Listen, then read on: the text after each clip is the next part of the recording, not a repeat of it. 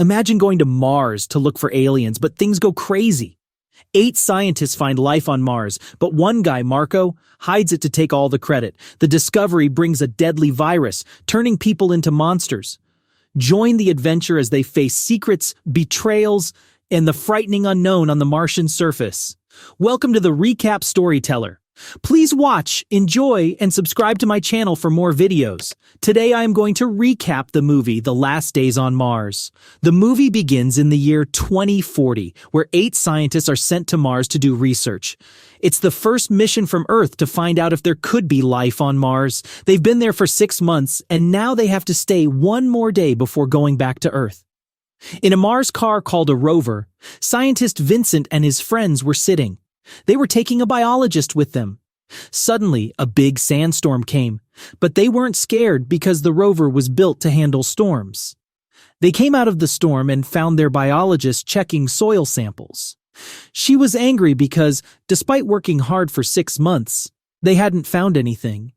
They all got a message from the main base station on Mars, saying a spaceship would come to take them back soon. Everyone got ready, but a scientist named Marco told the captain he wanted to go outside. The captain wondered why, since they were about to be taken back, and the mission would end. Marco explained he had a device on Site 9 of Mars that wasn't working, so he wanted to fix it. The captain was surprised but agreed, telling Marco to take a companion and come back before night. Vincent, his friend and the biologist, tried to talk to Marco, but he said he was in a hurry to fix the device and left. The biologist was surprised that Marco was in such a rush to fix a device. She doubted him, so she checked Marco's computer and found something surprising. Marco had discovered life forms on Site 9 of Mars, indicating that life could be possible there. Everyone was shocked that Marco made up an excuse to fix the device instead of sharing this discovery. After talking more, they realized Marco wanted all the credit for the research. The captain called Marco's rover, and Marco's companion answered. Marco had found samples that suggested life could exist on Mars. Excited, Marco was about to share the news when he fell into a deep hole they had dug. His companion quickly reported the incident, and the captain, along with a doctor who was Marco's friend, arrived. The doctor scolded Marco's companion for not preventing the fall. The captain explained they needed to go back to base to get help. The doctor decided to stay behind, fearing it might be too late by the time they returned. The captain and Marco's companion returned to the base, informed everyone, and contacted the main station. The station instructed them to bring Marco back, dead or alive, along with the lifeform discovery. Marco's companion and the biologist stayed at the base while the captain and the rest headed back to Site 9. The doctor tried to see into the hole but couldn't due to steam. As she returned to the rover, she heard strange noises outside. When she investigated, something shocking happened, but the details were not revealed. The captain and Vincent arrived at the hole and began looking inside. While the other 2 scientists went inside the rover to call the doctor, they couldn't find her. They suspected she might have gone into the hole to save Marco. They tied Vincent with a rope and sent him down the hole. At the bottom, Vincent discovered a strange living bacteria growing on the stones. Although it seemed unusual, he focused on finding Marco and the doctor, but couldn't locate them. When he came out, the pilot companion reported seeing footprints heading towards their base. The captain was surprised, thinking only Marco and the doctor were there. He wondered why they didn't use the rover if they were okay. An alert in the base signaled someone approaching.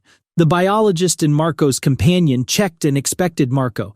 As Marco's companion opened the door, they saw Marco, but he looked unwell. When the companion removed Marco's helmet, they were horrified to see Marco's face had turned black and his skin was strange. In a panic, Marco's companion took off the helmet, and to their horror, Marco attacked with a drill machine. Although injured, the companion triggered the security alarm. The biologist came out to check, and the doctor arrived with Marco, also in a strange condition. The doctor attacked the biologist, who managed to push her away, locked them in a room, realizing that Marco and the doctor had transformed into something unrecognizable. The captain, alarmed by strange noises in the base, went inside alone and discovered blood everywhere. The biologist, nervously standing outside the locked room where Marco and the doctor were, explained the danger.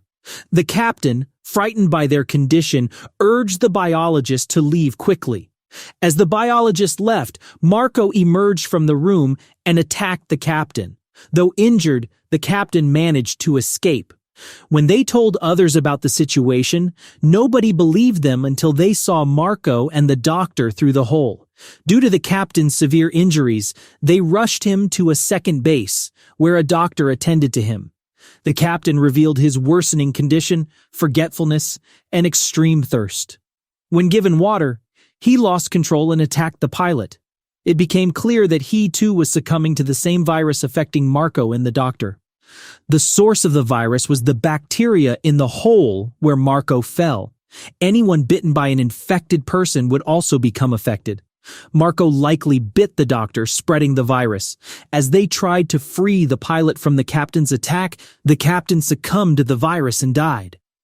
Realizing the danger of the virus, the biologist tied the captain's hands and feet. She knew the infected person could come back to life and attack again. When they saw on the screen that Marco and the doctor were breaking out of the locked room and heading towards them, fear struck the group.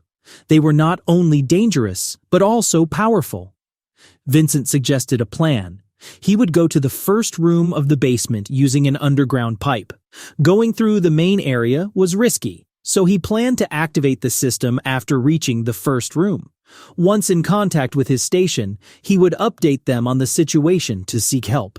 The group agreed to the idea, and Vincent left to execute the plan. While Vincent's companion took the captain's blood sample to investigate, she discovered that the life-form virus, originating from the life-form Marco found on the top of Site 9, was causing all the chaos. The virus, growing inside the bacteria hole, had become extremely dangerous. It initially controlled the human body, wiped out memories, and then took full control of the brain, exploiting the fact that humans were accustomed to life on Earth. The group decided to use their brains to modify the virus and create an antidote, testing it on the captain. Fortunately, it seemed to work, slowing down the virus's doubling process in the captain's cells. Meanwhile, Vincent reached the first room to fix the system and communicate with the station. However, the lights suddenly went out, hampering the system's operation. Investigating, Vincent discovered that Marco's companion, who had been attacked with a drill, had also become infected and was causing chaos in the main system. Marco, the doctor, and the infected companion started advancing towards Vincent.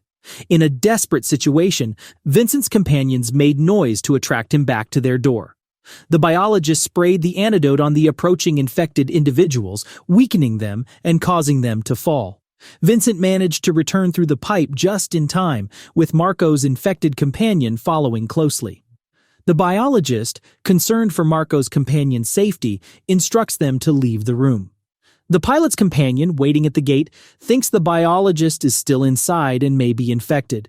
He hurriedly pulls Vincent and his companion out, leaving the biologist locked inside with the infected Marco's companion. The three make a run for it, but the infected Marco attacks Vincent's companion, causing injuries. They manage to get him to the rover, where Vincent administers an injection to prevent further harm. They realize the rover's power is low, but notice another rover nearby with sufficient energy. They head towards it, with the infected companions in pursuit. Upon reaching the sideline, Vincent and his companion stop in one rover, while the pilot goes for the other. He contacts Vincent and informs him that his companion is infected, expressing hesitance to risk taking him along. To travel to the spaceship rendezvous, Vincent must leave his companion behind.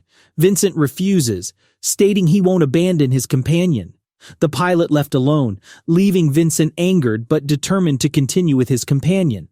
As another storm hit during the night, they decided to sleep in the rover. When Vincent woke up in the morning, he discovered his companion had left the rover alone, intending to sacrifice herself to protect him. Following her footprints, Vincent found her a distance away, where she removed her helmet, causing her intense suffering.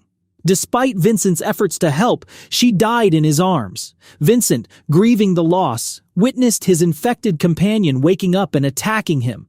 Reluctantly, Vincent used his helmet to defend himself, ultimately causing her demise.